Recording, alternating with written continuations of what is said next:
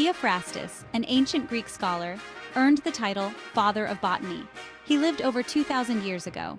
His meticulous observations of plants were groundbreaking.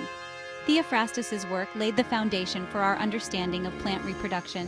He documented various methods, including the intriguing phenomenon of asexual reproduction. Asexual reproduction is a fascinating process. It allows organisms to create offspring without the involvement of gametes, sperm and egg. This type of reproduction is common in the plant kingdom and is also observed in some animal groups. Imagine a single parent giving rise to identical offspring, each carrying an exact copy of its genetic material. One striking example is binary fission, observed in bacteria. A single-celled bacterium divides into two identical daughter cells. Budding is another fascinating method where a new organism develops from an outgrowth or bud on the parent's body. We see this in hydras, small freshwater creatures. Spore formation is yet another strategy, frequently employed by fungi and ferns. These tiny, resilient structures are dispersed into the environment, each capable of developing into a new individual. Parthenogenesis is a unique form of asexual reproduction, where an egg develops into an individual without fertilization. This is seen in some reptiles and insects.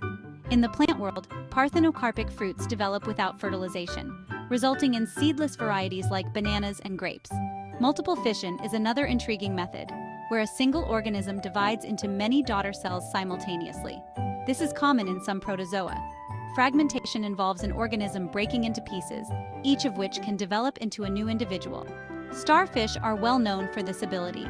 Regeneration is a remarkable process where organisms can regrow lost parts, sometimes resulting in a new individual. Planarians, a type of flatworm, are famous for this capability.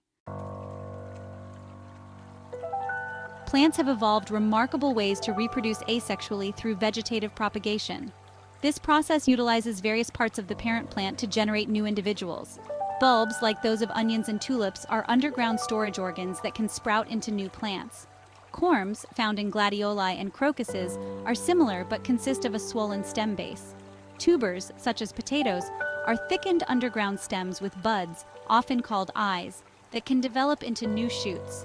Suckers, arising from the roots of plants like aspen trees, can grow into independent individuals. Rhizomes, like those of ginger and bamboo, are underground stems that grow horizontally, giving rise to new shoots at intervals. Humans, inspired by nature's ingenuity, have developed artificial methods of vegetative propagation to cultivate plants with desirable traits. Grafting involves joining a shoot or bud, known as the scion, from one plant onto the rootstock of another, encouraging them to grow together. This technique is commonly used to propagate fruit trees and roses. Stem cutting involves removing a section of a stem and planting it in a suitable medium to encourage root development. This method is popular for propagating houseplants and herbs. Layering, another technique, encourages root development on a stem while it is still attached to the parent plant. Micropropagation, a more recent advancement, involves cultivating plant tissues in a laboratory setting to produce numerous identical plantlets. This technique is particularly valuable for propagating rare and endangered plant species. While both natural and artificial vegetative propagation exploit the ability of plants to reproduce asexually, there are key distinctions between them. Natural vegetative propagation occurs spontaneously in nature without human intervention. Artificial vegetative propagation, on the other hand, is a deliberate human practice aimed at propagating plants with specific characteristics. Furthermore, natural vegetative propagation typically relies on specialized plant structures like bulbs, corms, and tubers. Artificial methods, however, often involve techniques like grafting, cutting, and layering. Lastly, natural propagation generally results in less genetic variation compared to artificial methods, which can sometimes introduce new genetic combinations. Vegetative propagation, with its ability to produce genetically identical offspring, offers several advantages. It allows for the preservation of desirable traits, such as fruit size, color, and disease resistance. It offers a faster and more efficient means of propagation compared to sexual reproduction in some plant species. This is particularly valuable for plants that produce few seeds or have long germination periods. However, vegetative propagation also has its drawbacks. It can lead to a lack of genetic diversity, making populations more susceptible to diseases and environmental changes. Furthermore, the accumulation of diseases over successive generations can pose a significant challenge in long-term cultivation. The significance of asexual reproduction extends beyond plants. Cloning, the artificial process of creating genetically identical copies of an organism, utilizes similar principles. While ethically debated for animals, cloning has the potential to preserve endangered species, enhance agricultural productivity, and even contribute to medical advancements. The study of asexual reproduction provides a fascinating glimpse into the diverse strategies life employs to thrive and multiply.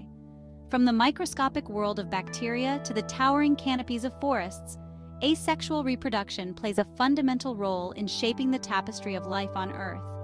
Understanding these processes not only deepens our appreciation for the natural world, but also equips us with the knowledge to sustainably manage and conserve our planet's biodiversity. Binary fission and multiple fission are two types of asexual reproduction. Here are three key differences between them. Pause 2s. First, binary fission involves a single parent cell dividing into two equal daughter cells, while multiple fission involves a single parent cell dividing into multiple daughter cells. Short pause 1s. Second, binary fission is common in prokaryotes like bacteria, whereas multiple fission is seen in some protozoa and algae. Short pause 1s. Third, binary fission is a simpler and faster process compared to multiple fission, which is more complex and takes longer to complete. These cellular strategies highlight the diversity of life and its remarkable adaptability. Whether through the rapid and efficient binary fission or the more complex multiple fission, organisms have evolved mechanisms to ensure their survival and proliferation.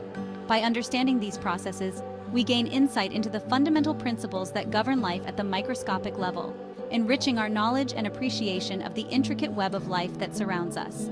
Pause 2s. As we continue to explore the wonders of asexual reproduction, it becomes clear that these processes are not just confined to the microscopic realm. They echo throughout the natural world, influencing the growth and evolution of countless species.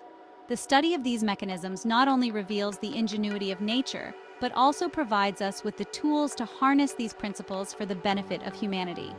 Pause 2s. Join us in the next chapter as we delve deeper into the fascinating world of plant cloning and its implications for agriculture and beyond. From ancient practices to modern innovations, we will uncover how humans have harnessed the power of vegetative propagation to shape the world we live in today.